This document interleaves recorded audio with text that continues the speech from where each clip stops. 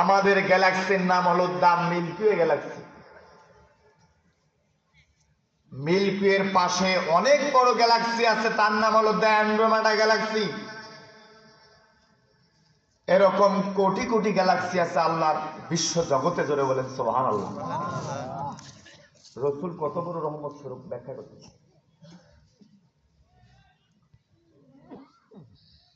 এরকম কোটি কোটি গ্যালাক্সি নিয়ে তৈরি হয় ইউনিভার্স।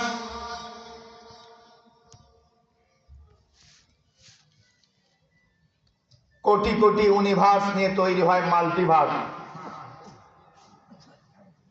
কোটি কোটি মাল্টিভার্স নিয়ে তৈরি হয় সুপারভার্স। এত কিছু আছে আল্লাহর প্রথম আসমানের নিচে। জোরে বলেন সুবহানাল্লাহ। আল্লাহর সৃষ্টি জগৎ কি শেষ? শেষ হয় না। প্রথম আসমানের থেকে দ্বিতীয় আসমানটা আরো বড়, দ্বিতীয় আসমানের থেকে তৃতীয় আসমান আরো বড়। আল্লাহর নবীকে জিজ্ঞাসা করা হলো, ইয়া রাসূলুল্লাহ, প্রথম আসমান থেকে দ্বিতীয় আসমান কত বড়? আল্লাহর নবী বললেন, সাহারা মরুভূমির মধ্যে হাতে আংটিটা ফেলায় দিলে মরুভূমির তুলনায় আংটিটা যত ছোট, আল্লাহর দ্বিতীয় আসমানের থেকে প্রথম আসমানটা তত ছোট। জোরে বলেন সুবহানাল্লাহ। এখন প্রশ্ন হচ্ছে, সাহারা মরুভূমি কত বড়? এই বাংলাদেশ, আপনার বাংলাদেশের মতো 47টা দেশ, 47টা দেশ একত্রিত করলে যত বড় হয়, এত বড় দেশের মধ্যে আপনার হাতের আংটিটা যত ছোট, আল্লাহর দ্বিতীয় আসমানের থেকে প্রথম আসমানটা তত ছোট। জোরে বলেন সুবহানাল্লাহ। তৃতীয় আসমান আরো 500 কোটি গুণ বড়, চতুর্থ আসমান আরো 500 কোটি গুণ বড়, পঞ্চম আসমান তার থেকে আরো 500 কোটি গুণ বড়, ধারাবাহিকভাবে ষষ্ঠম আসমান আরো বড়। তার উপরে ফেরেশতাদের বাড়ি, ফেরেশতাদের কেবলা বাইতুল মামুর,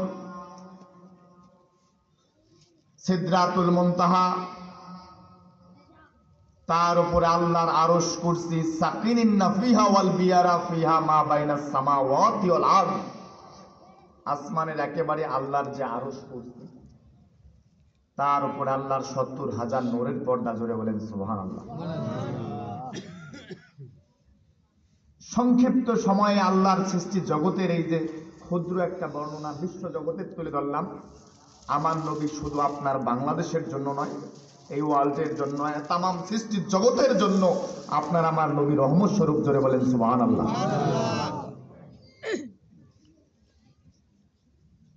এখন প্রশ্ন হচ্ছে, বিজ্ঞানীরা এই সপ্তম আকাশের বর্ণনা করেছেন ডাইমেনশন হিসাবে। ডাইমেনশন আলাদা, জগতের আলাদা মাত্রা। সৃষ্টি জগতে কিছু গ্যালাক্সি, কিছু ইউনিভার্স, কিছু আসমানের সময়ের ব্যবধান আমাদের পৃথিবীর থেকে আলাদা। মেরাজের রাতের ঘটনা আপনি জানেন, পৃথিবীর মাত্র কয়েক মিনিট, আর অন্য জগতের 27, 30 বছর। এরকম লাখ লাখ বছর বাংলাদেশের, আমাদের পৃথিবীর যদি 10 মিনিট হয়, অন্য দেশের 10,000 বছর। এরকম আলাদা মাত্রার টাইমের ব্যবধান আলাদা। রসুলকে বিশ্ব জগতের জন্য রহমত স্বরূপ হতে গেলে, তামাম বিশ্ব জগতের জন্য রহমত স্বরূপ হতে গেলে আলাদা মাত্রায় যাইতে হবে, অর্থাৎ পৃথিবীর সময় থেকে 10,000 বছর আগেও যেতে হবে, আবার 10,000 বছর পরেও যাইতে হবে। আলাদা আলাদা ডাইমেনশনে তাকে অবস্থান করতে হবে রহমত স্বরূপ হতে গেলে। আর আলাদা আলাদা ডাইমেনশনে অতীত ও ভবিষ্যৎ যাইতে গেলে তাকে অমর হতে হবে।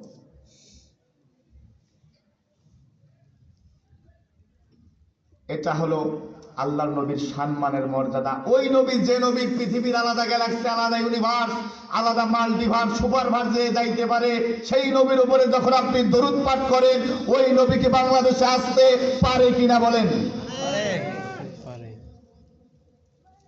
ওই কারণে আমরা ওলামায়ে কেরামরা রসুলের সম্মান নিয়ে কিছু কথা বলি। আগেরকার ওলি আল্লাহ, পীর মাশাইখ, বুজুর্গরা ব্যাপারটা অনুধাবন করতে পারত, এই কারণে একটু শ্রদ্ধাবোধ তাদের বেশি ছিল। কিন্তু এখনকার যুগের আলেমরা আমরাই সবকিছু জানি, দুই একটা কিতাব পড়ে আমরাই সবকিছু জানি। এই কারণে এমন একটা ভাবসাব আজকে আমরা দেখাচ্ছি গোটা দেশের ওলামায়ে কেরামরা, আমরাই সবকিছু জানি। আগেরকার ওলি আল্লাহরা তারা কিছু জানতো না। কথা বলেন ঠিক কিনা? একটা ফিতনার জামানায় দোষটা আমাদেরও আছে। কোন দোষটা আমি বলতেছি, কয়েক মিনিট কি বলবো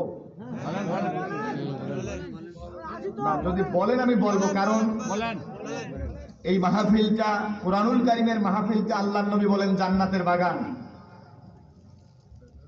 1 মিনিট 1 ঘন্টা কথা শুনবেন, 500 টাকা নফল নামাজ পড়ার সওয়াব পাবেন। অনেক বর্ণনা আপনি মাহফিলে শুনেছেন, কিন্তু এই হাদিস কোনো বক্তা আপনাকে বলে নাই এই মাহফিল আপনাকে জাহান্নামে নিয়ে যাবে।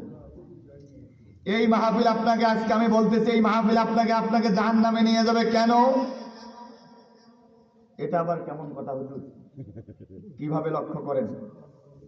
আল্লাহর নবী বলেন, আবু হুরায়রা রাদিয়াল্লাহু আনহু বলেন, জুব্বুল হুজুন থেকে তোমরা পানা চাও। আবু হুরায়রা বলেন, জুব্বুল হুজুন কি জিনিস? আল্লাহর নবী বলেন, জাহান্নামের একটা গর্ত, এত বড় গর্ত, এত বড় একটা জাহান্নাম। অন্য জাহান্নামগুলো দৈনিক 400 বার এই জাহান্নাম থেকে পানা চায়। কিলা ওয়া মা ইয়াদখুলুহা, এই জাহান্নামে কে যাবে? আবু জেহেল, উতবা, সাইবা, জালেম সরকার, কারা যাবে? আল্লাহর নবী বলেন, আল কুররাউল মুরাউনা বিআমালিহিম, ওই সমস্ত কুররা সাহেব, কারি সাহেব, ইমাম সাহেব, বক্তা সাহেব, পীর সাহেব, যারা মানুষকে দেখানোর উদ্দেশ্যে, লোক দেখানোর উদ্দেশ্যে কেমনে করে আউল ফাউল কথা বললে আমি ভাইরাল হব, কেমনে মিলাদে একটা টান দিলে আমাকে হাদিয়া বেশি দেবে, কেমনে কিছু গলাবাজি করলে আমার দাওয়াত বেশি হবে। বক্তারা টাকার জন্য ওয়াজের আগেই আমাকে 80,000 টাকা দিতে হবে। শ্রোতারা সুন্দর সুরের জন্য, মাহফিল কমিটি মসজিদ উন্নয়নের জন্য, মাদ্রাসা কমিটি মাদ্রাসাকে ভাইরাল করার জন্য মাহফিল হচ্ছে, জাতির কোথাও আজকে হেদায়েত হচ্ছে না। কথা বলেন ঠিক কিনা? এদের জন্য আল্লাহ পাক একটা জাহান্নাম রেডি করে রাখা হয়েছে। ঠিক বললেও ঠিক, না বললেও ঠিক, কারণ আপনারা তো বক্তা সিলেক্ট করার সময় যে বক্তা ভাইরাল আপনি তাকে দাওয়াত দেন, আলেমকে কয়জন দাওয়াত দেন? কথা বলেন। আমার কলজাটা ছিঁড়ে যায় গোটা দেশে প্রতি সিজনে 6 লাখ মাহফিলের 6টা লোক যখন হেদায়েত হয় না, যারা ওলামায়ে কেরাম গোটা দুনিয়া। এই কারণে শেষ জামানে আল্লাহ পাক এলেম ওলামায়ে কেরামদেরকে উঠিয়ে নেওয়ার মাধ্যমে আলেমদেরকে উঠিয়ে নেওয়া হবে। আল্লাহ রাসূল ওলামায়ে কেরামদেরকে এই যুগে ন্যূনতম সম্মান শ্রদ্ধা করা হয় না। ওলামায়ে কেরামদের পাওয়ার কত বড়, একটি কথাই শেষ করব। একজন আলেমের পাওয়ার কত বড়, শুধু একটি কথাই বলে শেষ করতেছি, লম্বা করার সময় হবে না। এমন একটা যুগে আমরা অবস্থান করতেছি, টেকনোলজি, প্রযুক্তি, মোবাইল, স্যাটেলাইট, ইন্টারনেট, গোটা পৃথিবী আজকে আমাদের হাতের মুঠোয়। কথা বলেন ঠিক কিনা? গোটা দুনিয়ার সর্বশ্রেষ্ঠ প্রযুক্তিবিদ এলন মাস্ক, সে একটা প্রযুক্তি আবিষ্কার করেছে, অনতিবিলম্বে মার্কেটে আসবে, তার নাম নিউরালিঙ্ক প্রযুক্তি। মাথার মধ্যে একটা চিপস বসানো হবে, গোটা দুনিয়ায় যত কাজ কারবার মোবাইল কম্পিউটার দিয়ে যা করতেন, চিকিৎসা, ব্যবসা বাণিজ্য, সব ঘরে বসেই শুধু চিন্তা করবেন, কাজ হয়ে যাবে। জোরে বলেন সুবহানাল্লাহ। এখন প্রশ্ন করতে পারেন, হুজুর এত নবীর সম্মান, আপনার নবীর মর্যাদা, এত বড় ওলামায়ে কেরাম, তাই এই যে আমরা এই চিপস, বর্তমান যুগের এই সিভিলাইজেশনে বিজ্ঞান এত উন্নত, তা আপনি আপনার নবীর জামানায় কি এগুলো ছিল? বলতে পারে তো? আল্লাহর নবী বলেন, খয়রুল কুরুনি কারনি, খয়রুকুম কারনি, নবীর জামানা, নবীর যুগ হলো পৃথিবীর শ্রেষ্ঠ যুগ। জোরে বলেন সুবহানাল্লাহ। এর থেকে উন্নত প্রযুক্তি আমার নবীর জামানায় ছিল। জোরে বলেন সুবহানাল্লাহ। কত বড় প্রযুক্তি ছিল, আমি কোনো আয়াত বলবো না। একটি আয়াত ব্যাখ্যা করার জন্য আমার ঘন্টার পর ঘন্টা সময় লাগে, আমার বাইরা লম্বা করবো না। রসুলের জামানা কেমনে শ্রেষ্ঠ হয়, শুধু একটা ঘটনা বলে আমি শেষ করতে চাই, আমার ভাইরা লক্ষ্য করেন। হযরতে ওমর মসজিদে নববীর মধ্যে বসে খুতবা দিতেছেন, হঠাৎ করে খুতবারত অবস্থায় ওমর বলে উঠল, ইয়া সারিয়াল জাবাল,